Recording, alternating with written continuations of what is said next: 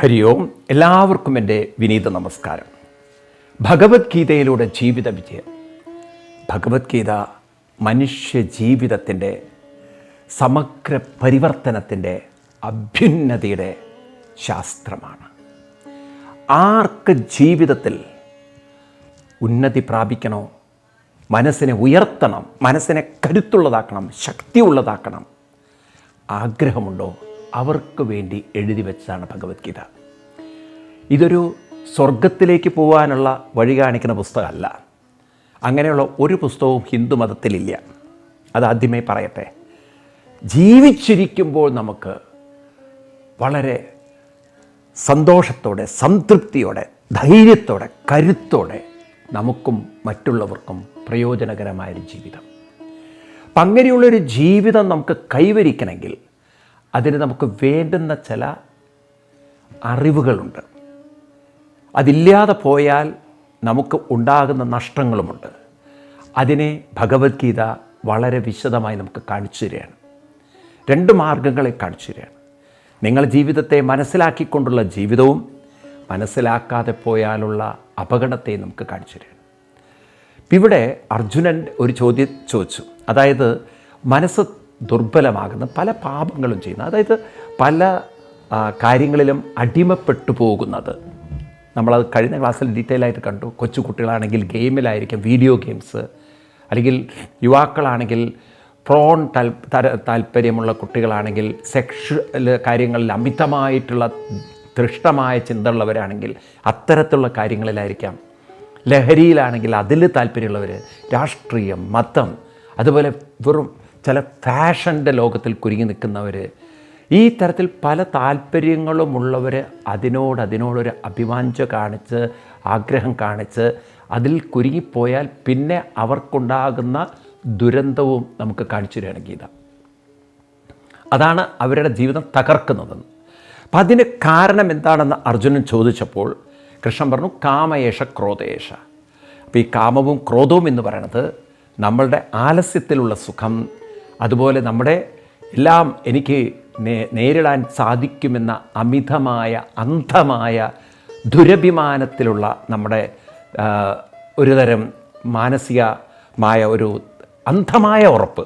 അതാണ് അതിന് പറയുക. അല്ല വ്യക്തമായ ഉറപ്പൊന്നുമല്ല, ഒരുതരം ബ്ലൈൻഡ് ബിലീഫ്. പിന്നെ അന്ധമായ മതവിശ്വാസങ്ങൾ, സ്വർഗത്തിൽ പരമസുഖം കാത്തിരിക്കുന്നു, ഇങ്ങനെയൊക്കെയുള്ള പല ചിന്തകൾ നമ്മളെ തളർത്താൻ, പിന്നീട് തളർത്താൻ, സ്വാധീനിക്കാൻ സാധ്യതയുള്ളതാണ്. അപ്പം അതുകൊണ്ട് നാം നമ്മുടെ മനസ്സിനെ ഉയർത്തണമെങ്കിൽ നാം അറിഞ്ഞിരിക്കണം എന്താണ് അതിൻ്റെ ദൗർബല്യം, എന്താണ് അതിൻ്റെ പോസിറ്റീവായിട്ടുള്ള ഗുണങ്ങൾ, അതിനെ വികസിപ്പിക്കാനുള്ള ഗുണങ്ങൾ. അതാണ് 40ാമത്തെ ശ്ലോകത്തിൽ കൃഷ്ണൻ പറഞ്ഞത്. കഴിഞ്ഞ ക്ലാസ്സിൽ നമ്മൾ കണ്ടു. നമുക്കത് തുടരാം. ശ്ലോകം ഒരിക്കൽ കൂടി നമുക്ക് ചൊല്ലാം. ഇന്ദ്രിയാണി മനോബുദ്ധി യസ്യാധിഷ്ഠാനമുച്യതേ ഏതൈ വിമോഹയത്യേഷ ജ്ഞാനമാവൃത്യ ദേഹിനം. ഒന്നുകൂടി ചൊല്ലാം, അതിഗംഭീരമാണ്. ഇന്ദ്രിയാണി മനോബുദ്ധി യസ്യാധിഷ്ഠാനമുച്യതേ ഏതൈ വിമോഹയത്യേഷ ജ്ഞാനമാവൃത്യ ദേഹിനം. കഴിഞ്ഞ ക്ലാസ്സിൽ നമ്മൾ കണ്ടു ഇന്ദ്രിയാണി മനോബുദ്ധി. ഇന്ദ്രിയങ്ങൾ എന്ന് പറഞ്ഞാൽ ഇമോഷണലായിട്ടുള്ള അട്രാക്ഷൻ, സെൻഷ്വലായിട്ടുള്ള അട്രാക്ഷൻ. മനോ എന്ന് പറഞ്ഞാൽ ഇമോഷണലായിട്ടുള്ള ക്രൈവ്, ആസക്തി, അത് വീണ്ടും വീണ്ടും അനുഭവിക്കണം എന്നല്ല. ആൻഡ് ബുദ്ധി എന്ന് പറഞ്ഞാൽ ഇൻ്റലക്ച്വലായിട്ടുള്ള സ്ലേവറി, അടിമത്വം. എനിക്കിതില്ലാതെ ജീവിക്കാൻ പറ്റില്ല, ഇത് തന്നെ എൻ്റെ സുഖം, ഇത് തന്നെ എൻ്റെ ലോകം, ഇത് തന്നെ എല്ലാം. ഇങ്ങനെയുള്ളൊരു മാനസികാവസ്ഥയിലേക്ക് മനുഷ്യ മനസ്സ് വീണുപോയാൽ അവർക്കതിൽ നിന്നും ഉയർന്നു വരിക അത്ര എളുപ്പമല്ല. അപ്പോൾ ഞാൻ പറയുന്നതിന് അച്ഛനമ്മമാർ വളരെ ശ്രദ്ധിക്കുക. എല്ലാ കുട്ടികളുടെ ഉള്ളിലും ഇത്തരത്തിലുള്ള ക്രേവിങ് തോട്ട്സുകളുണ്ടാവും. അത് കൂട്ടുകാരുടെ കൂടെ കൂടുമ്പോഴാണ് പൊട്ടിമുളച്ച് മുന്നോട്ട് വരിക. കാരണം കൂട്ടുകാരതിനെ പ്രോംപ്റ്റ് ചെയ്യും. അങ്ങനെയാണ് കൂട്ടുകെട്ടിൽപ്പെട്ട് പലരും തകർന്നു പോകുന്നതെന്ന് പറയുന്നത്. ഈ തരത്തിലുള്ള ക്രേവിങ്സ് നമ്മുടെ കുട്ടികളുടെ ഉള്ളിൽ വന്നാൽ, അവരതിലേക്ക് ആകർഷണം വന്നാൽ, പിന്നീട് അവരുടെ ശ്രദ്ധ മുഴുവൻ അതിലേക്ക് പോകുമ്പോൾ പഠനത്തെ ബാധിക്കും, വീട്ടുകാര്യങ്ങളുടെ ശ്രദ്ധ ഉണ്ടാവില്ല, കഴിവും അവരുടെ എല്ലാ ശക്തിയും ദുർബലമായി പോകും. അതുകൊണ്ട് രക്ഷിതാക്കളുടെ ജോലിയാണ് കുട്ടികൾക്ക് പഠനത്തിൽ താല്പര്യമില്ലെങ്കിൽ മനസ്സിലാക്കണം, അവർക്ക് വേറെന്തിലൊക്കെയോ താല്പര്യമുണ്ട്, അവരേതിലൊക്കെയോ മനസ്സ് ശ്രദ്ധ വയ്ക്കുന്നുണ്ട്. അവരലസമായിട്ടിരിക്കുന്നുവെങ്കിൽ മനസ്സിലാക്കണം, അവർ വേറെ ഏതിലോ ആക്റ്റീവാണ്. അതുകൊണ്ടാണ് ഫിസിക്കലി അലസമായവർ മെൻ്റലി ആക്റ്റീവായിരിക്കും. അപ്പം അതുകൊണ്ട് അതും വളരെ ശ്രദ്ധിക്കണം. പിന്നെ ഇതിൽ നിന്നൊക്കെ കുട്ടികളെ പുറത്തു കൊണ്ടുവരാനുള്ള സൈക്കോളജി നമ്മൾ അറിഞ്ഞിരിക്കണം. സെൻഷ്വൽ പ്ലഷർ എന്നത് ശ്രദ്ധിക്കുക, അത് ഉള്ളിലുള്ള സുഖങ്ങൾക്ക് വേണ്ടി, നമ്മുടെ മാനസികമായ സുഖങ്ങൾക്ക് വേണ്ടിയിട്ടുള്ളൊരു തൃഷ്ണയാണ്. അപ്പം അതുകൊണ്ട് അത്തരം തൃഷ്ണകൾ ഉള്ളിലുള്ളത് കൊണ്ട് എവിടെ നിന്നൊക്കെയാണോ സുഖം കിട്ടുക അതിലേക്കൊരാകർഷണം സ്വാഭാവികമായിട്ടുണ്ടാവും. അപ്പോൾ കുട്ടികളെ സംബന്ധിച്ച് കളികളിലാണത്. ഒരു അഡോൾസെൻസിലായി കഴിഞ്ഞാൽ പിന്നെ പെൺകുട്ടികളെക്കുറിച്ചായിരിക്കും ആൺകുട്ടികൾക്ക് താല്പര്യം, ആൺകുട്ടികളെക്കുറിച്ചായിരിക്കും പെൺകുട്ടികൾക്ക് താല്പര്യം. അതും കൂടി കഴിഞ്ഞാൽ ഒരു ഏജ് കഴിഞ്ഞാൽ പിന്നെ ഉള്ളത് മറ്റ് പല കാര്യങ്ങളും, രാഷ്ട്രീയം, ഫാഷൻ, അത് ഇത് പലതിലും അങ്ങനെ സമയം ചെലവഴിക്കാൻ കഴിയുന്ന ആളുകൾ.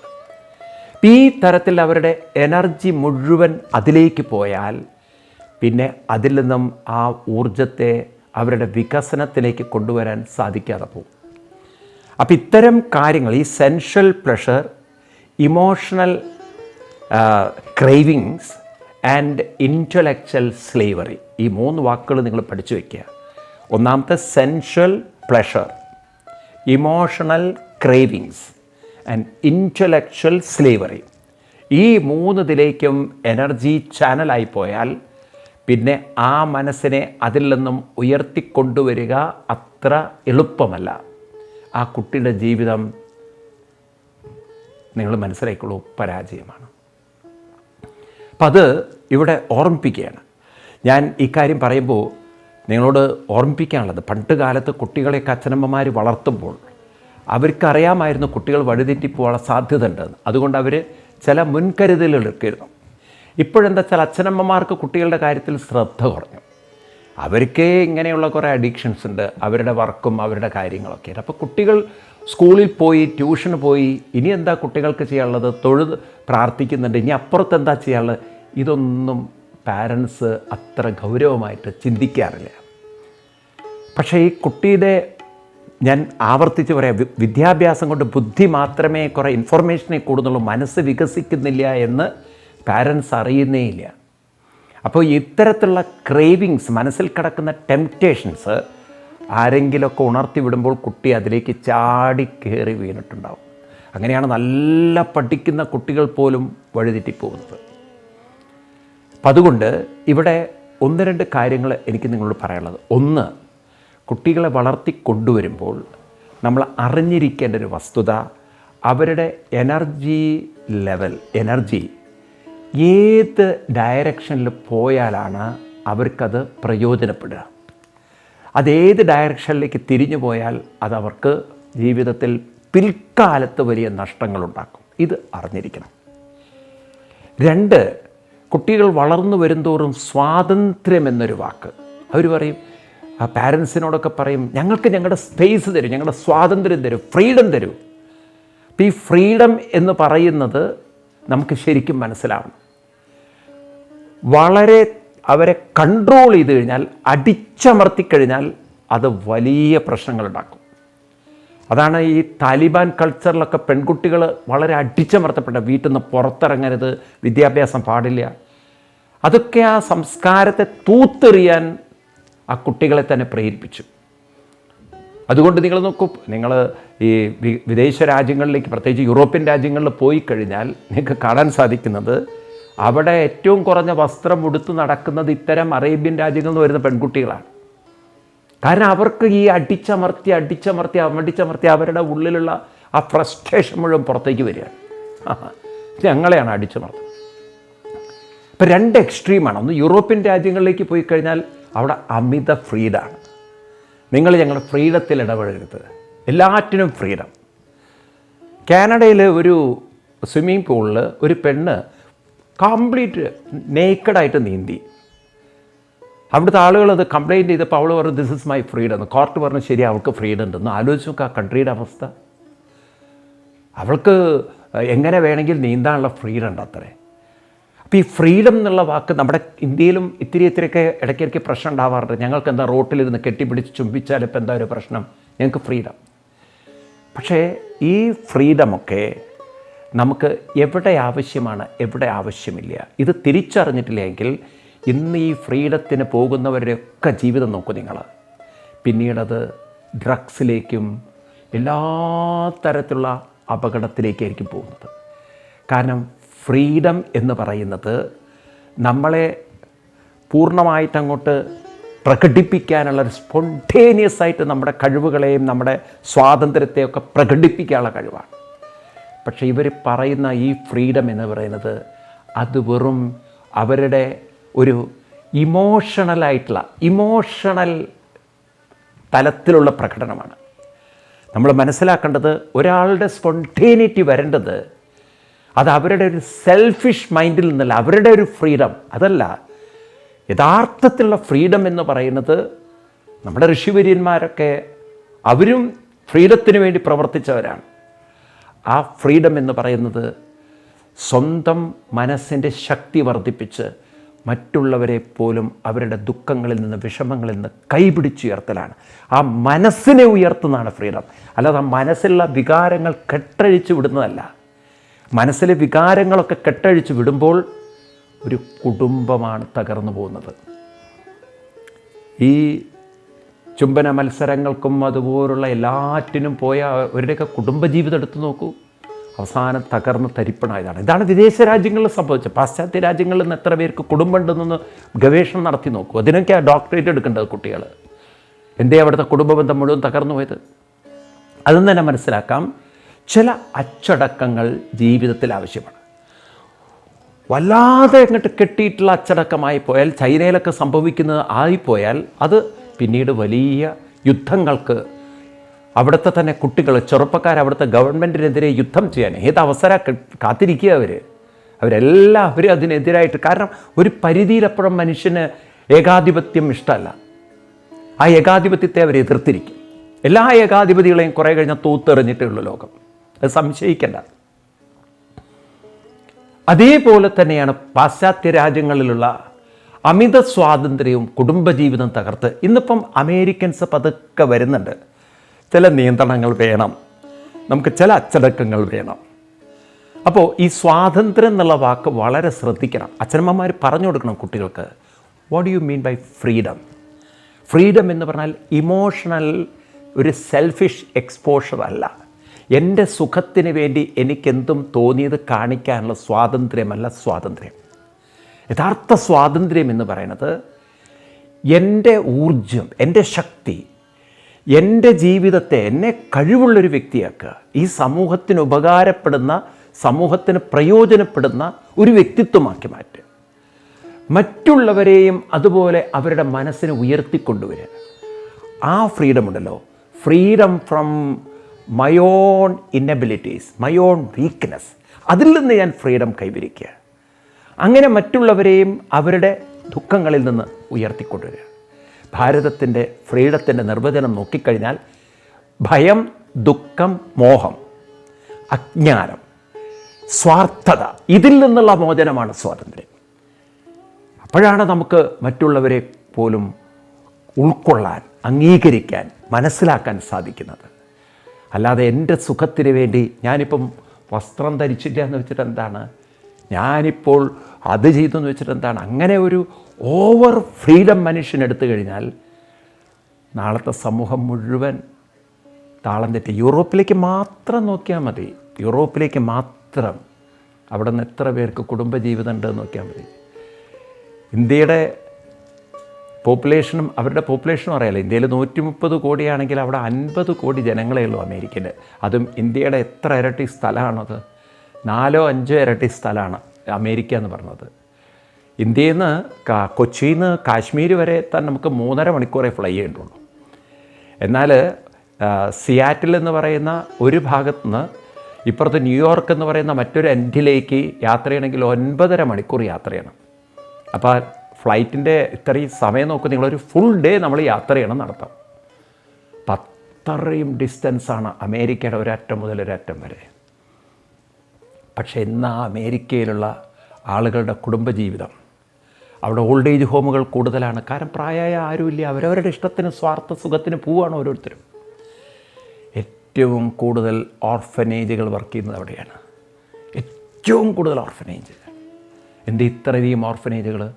അച്ഛൻ ഡൈവേഴ്സ് ചെയ്തു പോയി, അമ്മയും ഡൈവേഴ്സ് ചെയ്തു പോയി, കുട്ടിക്ക് ആരുമില്ല, അവസാനം ഓർഫനേജിൽ കൊണ്ടുപോയിട്ടു സർക്കാർ നടത്താൻ. ഈ രീതിയിലൊക്കെ ഒരു അധപ്പതിച്ചു പോയ സംസ്കാരമാണ് യൂറോപ്യൻ രാജ്യങ്ങളിൽ മുഴുവൻ അവരനുഭവിച്ചുകൊണ്ടിരിക്കുന്നത്. കുറേ പേര് ഡ്രഗ്സിന് അടിമപ്പെട്ടിട്ടും ഇന്ന് ആ രാജ്യങ്ങളൊക്കെ അനുഭവിക്കുന്ന തലമുറകൾ കുറവാണ്. അമേരിക്കയുടെ ഏറ്റവും വലിയ ഭീഷണി എന്താണെന്നറിയോ? ഒരു 10-20 കൊല്ലം കഴിഞ്ഞ് അമേരിക്ക ഭരിക്കാൻ ഇന്ത്യക്കാരോ മറ്റൊക്കെ വേണ്ടി വരും. അല്ല, അവിടുത്തെ കുട്ടികളെ സംബന്ധിച്ച് ആ സംസ്കാരം ഇല്ലേ അവർക്ക്. ആ അവസ്ഥയിലേക്ക് ഇന്ന് അമേരിക്ക പോയിക്കൊണ്ടിരിക്കുന്നു. എന്നാൽ ഭാരതം ഒന്നിനെയും കെട്ടി അമർത്തുന്നില്ല. എല്ലാം നമുക്ക് കണ്ടും അറിഞ്ഞും മനസ്സിലാക്കി മുന്നോട്ട് പോകാനുള്ളൊരു ഫ്രീഡം, തിരിച്ചറിവിൻ്റെ ഫ്രീഡം. അപ്പം അതിന് ഓരോ കുട്ടികളെയും നമ്മൾ തയ്യാറാക്കിയെടുക്കണം. എനിക്ക് അമ്മമാരോട് പറയാനുള്ളത്, പ്രത്യേകിച്ച് അമ്മമാരോട്, നിങ്ങളുടെ കുട്ടികൾ നാളെ ജീവിതത്തിൽ ഒട്ടും തകരാതിരിക്കണം എന്ന് നിങ്ങൾ ആത്മാർത്ഥമായി ആഗ്രഹിക്കുന്നുവെങ്കിൽ, അതുപോലെ യുവതീ യുവാക്കളോട്, നാളെ നിങ്ങളുടെ ജീവിതം നിങ്ങൾക്കും സമൂഹത്തിനും ഉപകാരപ്പെടണം എന്ന് നിങ്ങൾ ആഗ്രഹിക്കുന്നെങ്കിൽ, അതല്ല എൻ്റെ സെൽഫിഷ് സുഖത്തിന് വേണ്ടി ഞാൻ എന്തെങ്കിലും ചെയ്യും, നിങ്ങളാരാ ചോദിക്കാൻ? എനിക്ക് തോന്നിയത് ചെയ്യാം, കുഴപ്പമില്ല, നിങ്ങൾ തോന്നിയതുപോലെ ചെയ്തോളൂ. പക്ഷേ നിങ്ങൾ തോന്നിയത് ചെയ്യുന്ന അതേപോലെ സമൂഹം നാളെ നിങ്ങൾ ഒറ്റപ്പെടുത്തുമ്പോൾ നിങ്ങൾ കരയരുത്. ആരുമില്ല എന്നെ നോക്കാൻ, എന്നെ പാർക്കും വേണ്ട, ഞാൻ അത് പറയരുത്. കാരണം സമൂഹത്തിന് നിങ്ങൾ ഉപകാരപ്പെട്ടാലേ സമൂഹം നിങ്ങളെയും പരിഗണിക്കുള്ളൂ. നിങ്ങളെ സമൂഹത്തിന് ആവശ്യമില്ലാത്തൊരു ഘട്ടം നിങ്ങൾ ഉണ്ടാക്കി വെക്കരുത്. പരസ്പരം ഭാവയന്ത ശ്രേയപരമവാപ്സ്യത്. ഒരു പരസ്പര പൂരകമായിട്ട് ജീവിതം പോകണം. നോക്കൂ, ഞാൻ ഒന്ന് നിങ്ങൾക്ക് പറഞ്ഞു തന്നാൽ മനസ്സിലാവും. അതായത് ഇപ്പം ഞാൻ എൻ്റെ ഇഷ്ടത്തിന് ഞാൻ കുടിക്കൂ, എനിക്ക് എൻ്റെ ഇഷ്ടത്തിന് ഞാൻ കുടിക്കണം, കുഴപ്പമില്ല, കുടിച്ചോളൂ. പക്ഷേ ഉള്ളിലൊരു ലിവറും ഉള്ളിലൊരു ഹാർട്ടും ലങ്സും ഒക്കെ ഉണ്ട് നോക്കണം. അതിനൊക്കെ താങ്ങാൻ പറ്റാത്ത കഴിഞ്ഞാൽ അവർ തകർന്നു. പിന്നീട് മരിക്കുന്നത് വരെ ഉള്ള കാശ് ആശുപത്രി കൊണ്ട് കൊടുക്കണ്ടേ? അന്ന് ഞാൻ എൻ്റെ ഇഷ്ടത്തിന് കുടിച്ചു, അന്ന് ഇതൊക്കെ സംഭവിക്കും ഞാൻ അറിഞ്ഞില്ല, എനിക്കറിയില്ലായിരുന്നു എന്നൊന്നും പറഞ്ഞിട്ട് കാര്യമില്ല മാഷേ. കുടിയന്മാരെ മാത്രം എടുത്ത് നോക്കിയാൽ മതി. ആദ്യമൊക്കെ പണം ഉണ്ടാകുമ്പോൾ കൂട്ടുകൂടി കുടിക്കാൻ ആളുകളുണ്ടാവും. പക്ഷെ അവസാനം എന്തെങ്കിലും അപകടം പറ്റിയാൽ ഒരാളും ഉണ്ടാവില്ല. മനസ്സിലായില്ലേ? ചാലക്കുടി വളരെ വലിയ കലാകാരനായിരുന്നു മണിയുടെയൊക്കെ ജീവിതം എടുത്ത് നോക്കുക. കുടിപ്പിക്കാനും കൂട്ടുകൂടി കുടിക്കാനൊക്കെ ഫ്രണ്ട്സ് ഉണ്ടായിരുന്നു. പക്ഷെ അതേ ആരുടെയോ കൈകൊണ്ട് വിഷം അകൾക്ക് തങ്ങോട്ട് ചെന്നപ്പോൾ ഏറ്റെടുക്കാൻ ആരുമില്ല, കഴിഞ്ഞെല്ലാം. ഇതൊക്കെയാണ് ഈ തരം സുഖങ്ങളുടെ പിന്നാലെ ഓടുന്നവർക്ക് അവസാനം കിട്ടുന്നത്. ഒറ്റപ്പെടലുകളും ഏകാന്തതയും സമൂഹത്തിൻ്റെ അവഗണനയും അവഹേളനവും ശാപം പിടിച്ചൊരു ജീവിതം. അത് മതിയോ? എങ്കിൽ പോയിക്കോളൂ. അതല്ല എൻ്റെ ജീവിതം, എനിക്കും ഉപകാരപ്പെടണം, മറ്റുള്ളവർക്കും പ്രയോജനപ്പെടണം. അതാണ് നമുക്ക് ആവശ്യമെങ്കിൽ ഈ ശ്ലോകത്തിൽ തന്നെ കൃഷ്ണൻ പറയുന്നു, ഏതേ വിമോഹയത്യേഷ ജ്ഞാനമാവൃത്യ ദേഹിനം. ഏതേ വിമോഹയത്യേഷ, ഇതിൽ നിന്ന് എന്ത് ചെയ്യണം? വിമോഹയതി, നമ്മളെ മോഹിപ്പിക്കുന്ന ഇതിൽ നിന്ന്, നമ്മുടെ ജീവിതം താളം തെറ്റിക്കുന്ന ഇതിൽ നിന്ന് നാം നമ്മളെ വിമോചിപ്പിക്കണം. ഈ മോഹത്തിൽ നിന്നും നാം ഉയർത്തണം. അതുകൊണ്ട് ഇന്ദ്രിയാണി മനോബുദ്ധി യസ്യ അധിഷ്ഠാനമുച്യതേ.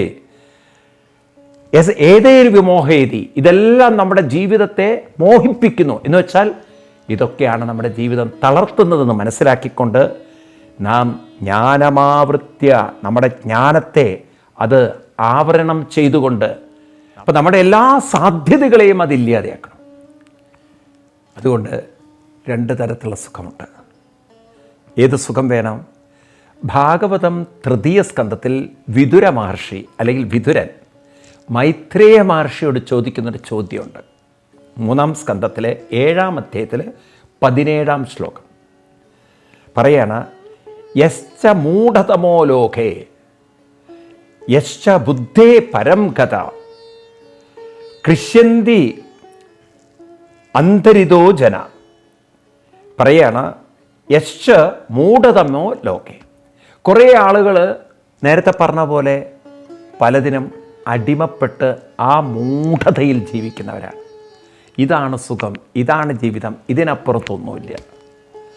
എന്നാൽ വേറെ ചിലർ ബുദ്ധേ പരം കഥ, അവരുടെ ജീവിതത്തെ അവർക്കും മറ്റുള്ളവർക്കും ഉപകാരപ്പെടുന്ന വിധത്തിൽ അവരുയർത്തിയെടുത്തിട്ടുണ്ട്. പ്രയോജനപ്പെടുത്തുന്ന വിധത്തിൽ ആ എനർജി അവർ പാകപ്പെടുത്തിയെടുത്തിട്ടുണ്ട്. അപ്പം അതുകൊണ്ട് ആരാണോ കൃഷ്യന്തി അന്തരിതോജന, ഇതിൽ ചിലവർ ക്ലേശിക്കുന്നു. മൂഢന്മാരും ഈ സുഖത്തിൽ ജീവിക്കുന്നു.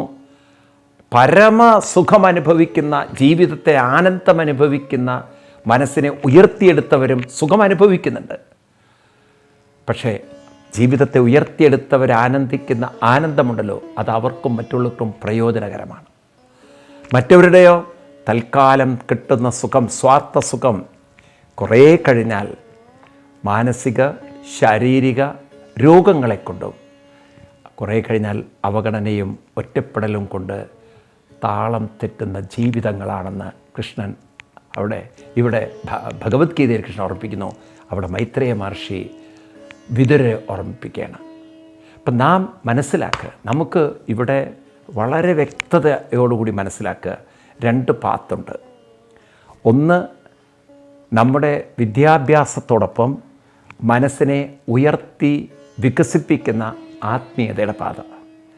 രണ്ടാമത്തത്, വിദ്യാഭ്യാസം ഒപ്പം മനസ്സിനെ അഴിച്ചുവിട്ട് പിന്നീട് അതിൻ്റെ ഉള്ളിലുള്ള പല ക്രേവിങ്സ്, താല്പര്യങ്ങൾ, പ്രേരണകൾ, ഇഷ്ടങ്ങൾ, സ്വാർത്ഥ സുഖങ്ങൾ പൊങ്ങി വന്ന് പല കൂട്ടുകെട്ടിലും പെട്ട് അവസാനം ജീവിതത്തിൽ പല താളം തെറ്റലുകളും സംഭവിച്ച് സ്വയം പശ്ചാത്തപിച്ച് വേദനിച്ച് വിഷമിച്ച് മുരടിച്ച് ജീവിക്കുന്ന ജീവിതം. അപ്പം ഇതൊക്കെ നമുക്ക് കാണാൻ പറ്റണം പലരുടെയും ജീവിതത്തിൽ. ഇതൊക്കെയാണ് ഇന്ന് നമ്മൾ മനസ്സിലാക്കേണ്ടത്. അച്ഛനമ്മമാർ കുട്ടികൾക്ക് പറഞ്ഞു കൊടുക്കേണ്ടത് ഇതാണ്. അപ്പം അങ്ങനെ കുട്ടിക്കാലത്ത് തന്നെ കഥകളിലൂടെയും ജീവിത യാഥാർത്ഥ്യങ്ങളിലൂടെയും കുട്ടികൾക്ക് പറഞ്ഞു കൊടുക്കണം എന്താണ് ശരിയായ ജീവിതം. എന്നിട്ട് അവർക്ക് പരിശീലനം കൊടുക്കണം. അതാണ് ഇനി നമുക്ക് കാണേണ്ടത്. എന്ത് പരിശീലനമുണ്ടെങ്കിലാണ് ഈ മനസ്സിൻ്റെ ഊർജം ചാനലൈസ് ചെയ്ത് നമുക്കും മറ്റുള്ളവർക്കും ഉപകാരപ്പെടുന്ന രീതിയിൽ ആക്കിയെടുക്കാൻ സാധിക്കുക. നമ്മൾ പറയും, നമ്മുടെ സ്വന്തം ജീവിതത്തിൽ എടുത്തു നോക്കിക്കഴിഞ്ഞാൽ എല്ലാറ്റിനും ചില പരിശീലനങ്ങൾ. ഇപ്പോൾ നമുക്ക് സ്കൂളിൽ പറഞ്ഞേക്കുന്ന കുട്ടികളെ 1-ാം ക്ലാസ്സിൽ, 2-ാം ക്ലാസ്സിൽ, 3-ാം ക്ലാസ്സിൽ ഹയർ ലെവലിലേക്ക് പോകുമ്പോൾ പരിശീലനങ്ങൾ വേണം. ഇനി അത് പോരാ തോന്നിയാൽ നമ്മൾ ട്യൂഷന് പറഞ്ഞേക്കും. പിന്നീട് നമ്മൾ മ്യൂസിക് പഠിക്കാൻ താല്പര്യം അതിനോട് പറഞ്ഞേക്കും.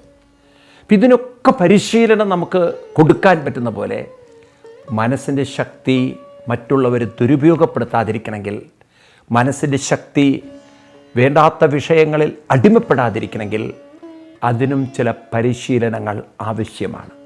സമ്മതിക്കില്ലേ നിങ്ങൾ? ഇപ്പോൾ നമ്മൾ കൊച്ചുകുട്ടികൾക്ക് നമ്മൾ പല പരിശീലനങ്ങൾ, വീട്ടിൽ പരിശീലനം എന്താണ്, അവർ കൊച്ചുകുട്ടികളാകുമ്പോൾ അവിടെ ഇവിടെയൊക്കെ മൂത്രമൊഴിക്കും, അത് അവിടെ ഇവിടെയൊക്കെ ടോയ്ലറ്റ് ചെയ്യും. കാരണം അതിനറിയില്ല എന്താണെന്നുള്ളത്. പിന്നെ അതിനെ പരിശീലിപ്പിച്ചെടുക്കുകയാണ്. ടോയ്ലറ്റ് പോകാൻ, അങ്ങനെ ഓരോ കാര്യങ്ങൾ, കൈ കഴുകാൻ, കാല് കഴുകാൻ, ഓരോ ഭക്ഷണം കഴിക്കേണ്ട സമയത്ത് പാലിക്കേണ്ട ഡിസിപ്ലിൻസ്, പിന്നെ വസ്ത്രം എവിടെ അഴിച്ചുവിടണം, എവിടെ എടുത്തു വെക്കണം, ഓരോ കാര്യങ്ങൾ, പുസ്തകം എവിടെ വെക്കണം, ഇതിനൊക്കെ പരിശീലനങ്ങൾ കുട്ടികൾക്ക് കൊടുത്തവരെ വളർത്തുന്ന പോലെ മനസ്സിനും അതിൻ്റെ ഊർജം പാഴായി പോവാതിരിക്കാൻ, അതിൻ്റെ ശക്തി ഡിസിപ്പേറ്റ് ചെയ്ത് പോവാതിരിക്കാൻ അതിനും ചില പരിശീലനങ്ങൾ ആവശ്യമാണ്. എന്തു പരിശീലനമാണ് നമുക്ക് കൊടുക്കേണ്ടത്, നമ്മൾ പ്രാക്ടീസ് ചെയ്യേണ്ടത്? അതാണ് ഇനി പറയാൻ പോകുന്ന ശ്ലോകത്തിൽ കൃഷ്ണൻ നമുക്ക് കാണിച്ചു തരുന്നത്. നമുക്ക് ഡീറ്റെയിൽ ആയിട്ട് അടുത്ത ക്ലാസ് നോക്കാം. എല്ലാവർക്കും നന്ദി, നമസ്കാരം, പ്രണാമം.